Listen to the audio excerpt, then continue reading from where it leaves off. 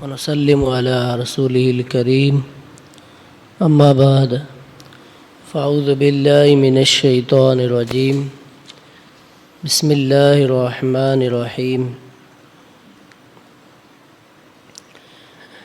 قرآن کریم میں سورہ فاتحہ کی تفسیر کا سلسلہ جاری ہے۔ پچھلی مجلس میں آپ نے الرحمن الرحیم کا ترجمہ اور تفسیر سماعت کی۔ اللہ تعالیٰ کے علاوہ کسی اور کو رحمان کہنا جائز نہیں ہے، جبکہ رحیم کہا جا سکتا ہے، جیسے قرآن مجید میں اللہ تعالیٰ نے اپنے حبیب پاک صلی اللہ تعالیٰ علیہ وسلم کو بھی رحیم فرمایا ہے۔ لقد جاءکم رسول من انفسکم عزیز علیہ ما عنتم حریص علیکم بالمؤمنین رؤوف الرحیم۔ بے شک تمہارے پاس تم میں سے وہ عظیم رسول تشریف لے آئے جن پر تمہارا مشقت میں پڑنا بہت باریک گزرتا ہے، وہ تمہاری بھلائی کے نہایت چاہنے والے، مسلمانوں پر بہت مہربان، رحمت فرمانے والے ہیں۔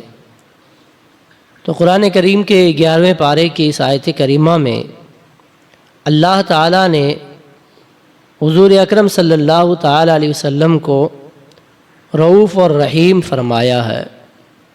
تو اس کا مطلب یہ ہوا کہ رؤوف اور رحیم ہم کسی انسان کو بھی، کسی مسلمان کو کہہ سکتے ہیں، لیکن رحمان کہنا جائز نہیں ہے۔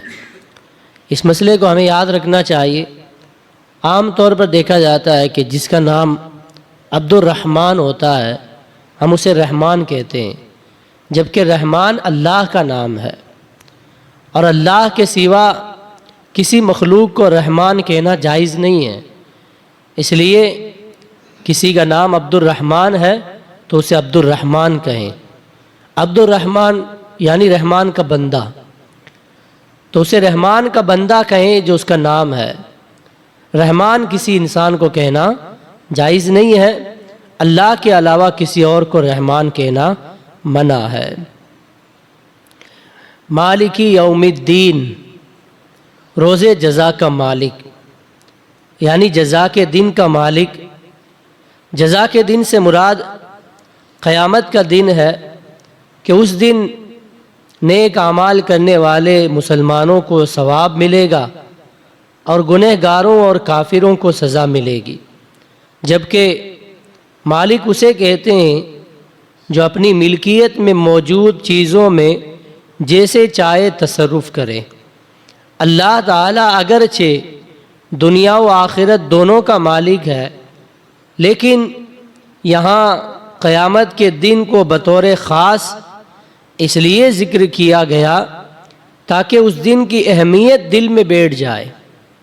قیامت کے دن کو خاص طور پر یہاں اس لیے بیان کیا گیا تاکہ قیامت کے دن کی جو اہمیت ہے وہ ہمارے دل میں بیٹھ جائے۔ اسی لیے فرمایا گیا مالک یوم الدین، جزا کے دن کا مالک، روز جزا کا مالک یعنی قیامت کے دن کا مالک۔ اسی طرح دنیا کے مقابلے میں آخرت میں اللہ تعالیٰ کے مالک ہونے کا ظہور زیادہ ہوگا، کیونکہ اس دن کسی کے پاس ظاہری سلطنت بھی نہیں ہوگی۔ یوں تو دنیا کا مالک بھی اللہ ہے اور آخرت کا مالک بھی اللہ ہے، لیکن دنیا اور آخرت کے مالک ہونے میں فرق یہ ہے کہ دنیا میں بظاہر جو چیزیں ہیں ان کا بظاہر کوئی اور مالک ہے۔ جیسے ایک گھر ہے تو اس گھر کا جو مکین ہے، جو رہنے والا ہے، وہ اس گھر کا مالک ہے۔ حقیقی مالک تو اللہ ہے۔ ظاہری طور پر کاغذات اس کے نام پہ ہیں، گھر اس کے نام پہ ہے، تو وہ اس کا مالک ہے۔ ایک بہت بڑا محل ہے تو وہ محل بادشاہ کے نام پر ہے، اب سب کہیں گے کہ وہ محل اسی بادشاہ کا ہے، جبکہ ظاہری طور پر وہ بادشاہ کے قبضے میں ہے، بادشاہ کی ملکیت میں ہے، لیکن اس محل کا بھی حقیقی مالک جو ہے اللہ تعالیٰ ہے۔ سلطنت ہے، حکومت ہے، ہم کہتے ہیں کہ ہماری حکومت فلاں وزیر اعظم کے ہاتھ میں ہے، تو ظاہری طور پر یہ حکومت وزیر اعظم کے ہاتھ میں ہے، لیکن اس حکومت کا بھی جو حقیقی مالک ہے وہ اللہ تعالیٰ ہے۔ تو یہ دنیا میں جو سلطنتیں، حکومتیں، گھر بار، محلات جو ہیں، ان کا بظاہر کوئی اور مالک ہوتا ہے، لیکن حقیقی مالک اللہ تعالیٰ ہی ہوتا ہے۔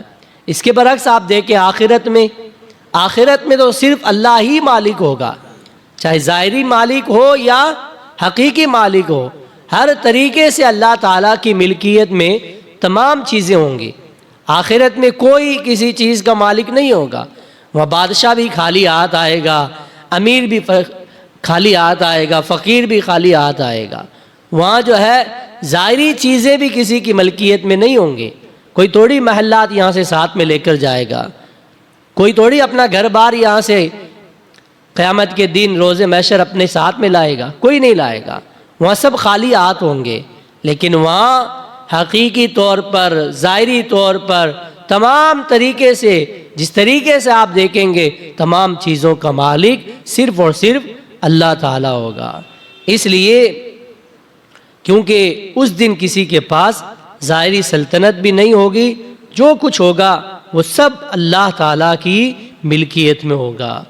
جو اللہ تعالیٰ نے دنیا میں لوگوں کو یہ ظاہری سلطنتیں عطا فرمائی تھیں، وہ ساری سلطنتیں، حکومتیں دنیا میں رہ جائیں گی۔ اس لیے یہاں پر خاص طور پر قیامت کے دن کی ملکیت کا ذکر کیا گیا کہ مالک یوم الدین، روز جزا کا مالک، یعنی قیامت کے دن کا مالک۔ اس دن جو ہے ملکیت صرف اور صرف اللہ کی ہوگی، بادشاہت صرف اور صرف اللہ کی ہوگی، کوئی نہ مالک ہوگا نہ کوئی بادشاہ ہوگا، صرف ایک بادشاہ، ایک ہی مالک، اور وہی ہمارا رب ہے، مالک یوم الدین، روز جزا کا مالک۔ اللہ تعالی ہم سب کو قرآن احکام پر عمل کی توفیق عطا فرمائے۔ بسم اللہ الرحمن الرحیم۔ اللہم صلی علی سیدنا مولانا